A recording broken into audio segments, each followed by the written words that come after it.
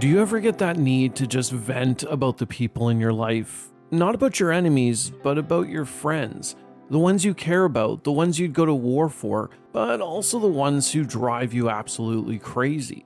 I started thinking, if we feel that way sometimes, what about the 5 colors of Magic the Gathering? You see, for each color, they have 2 enemies and 2 allies, and we've talked a lot about what clashes when it comes to enemy colors. But what about those things that each color hates about its allies? This concept had me instantly intrigued, so I handed each of the mic and told them, let it out. What bugs you about your allied colors, your friends? And what came back? Well, a surprisingly honest conversation about the conflicts of similar yet diverging ways of looking at the world. Here's how it went. White would like you to believe it's pretty easy to get along with, assuming you're not out here trying to sow chaos. In fact, it's got a lot of respect for both blue and green. Blue knows the value of structure, of setting rules and goals and actually following through with them. And green, well, green gets that we're part of something bigger, that life isn't just about the individual but about the community, the ecosystem. On paper, it sounds like a good match, but if you ask White, these allies still miss the point in some frustrating ways. Let's start with Blue. Now, White wants to like Blue, it tries, but the problem is Blue seems to think the world should only be better if the math checks out.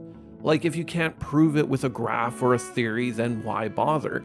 And that drives White up the wall, because some things like kindness, sacrifice, justice, aren't logical, they're just right. And doing the right thing shouldn't require a cost-benefit analysis every time. White's not asking for blind faith, just a little heart. Then there's green. Oh, green. You'd think white and green would get along famously, but green has this way of acting like morality is optional. Well, this is just how things are in nature, as if that's an excuse to stop trying.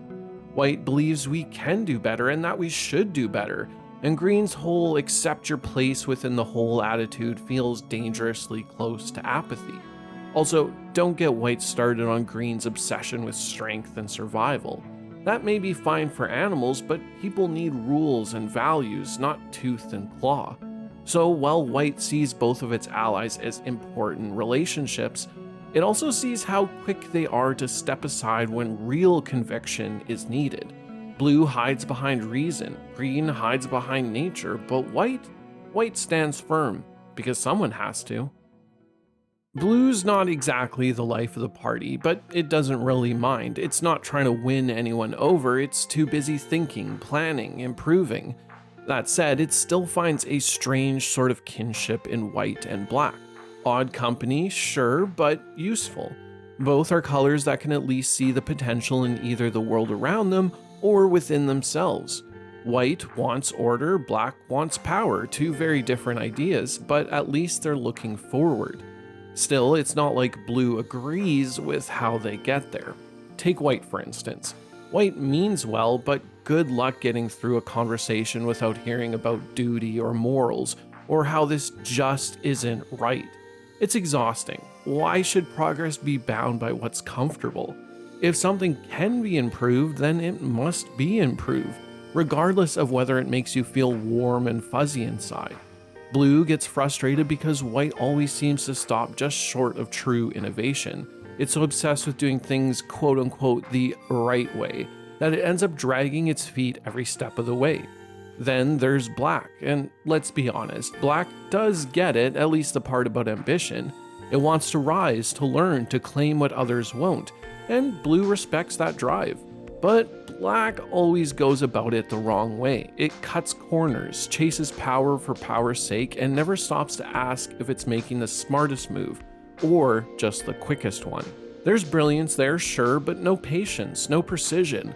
But at the end of the day, blue knows its allies mean well in their own way, but they're too focused on the destination. Blue wishes they'd come to understand that the process is the point.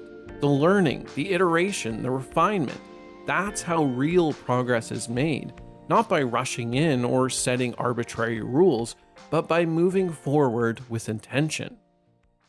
I'm gonna be real with you here. Black can go it alone. I mean, why trust someone else with your life when they just don't get your vision? But nonetheless, there are two colors Black can still get along with, and for drastically different reasons.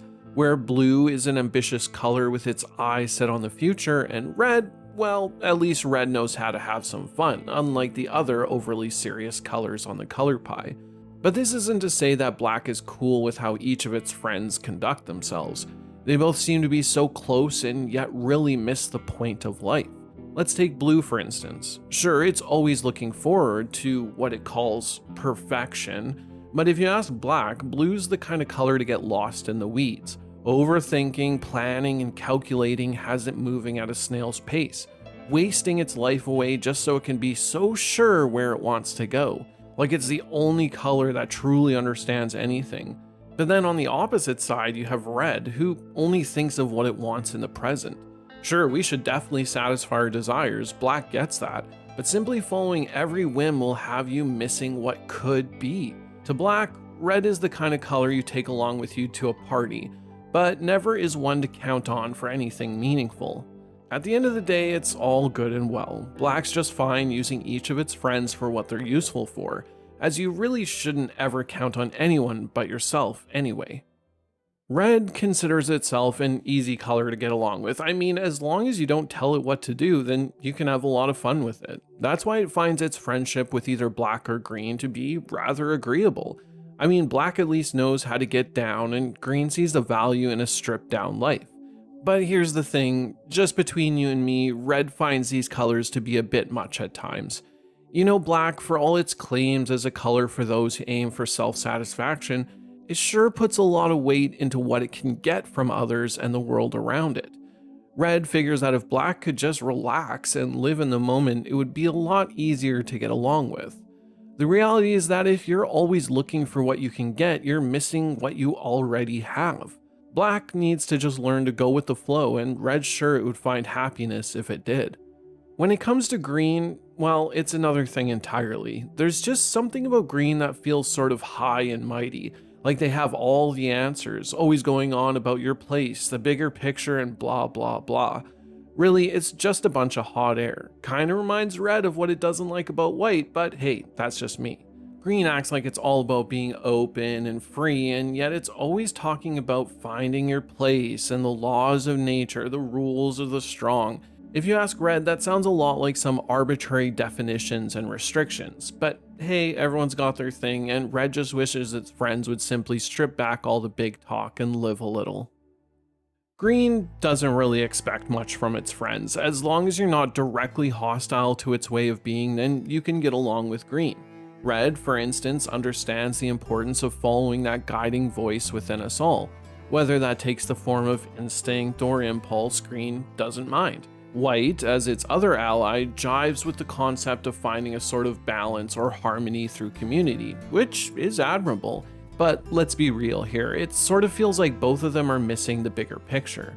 Take White, for instance. It has this annoying habit of thinking it knows what's best for everyone else.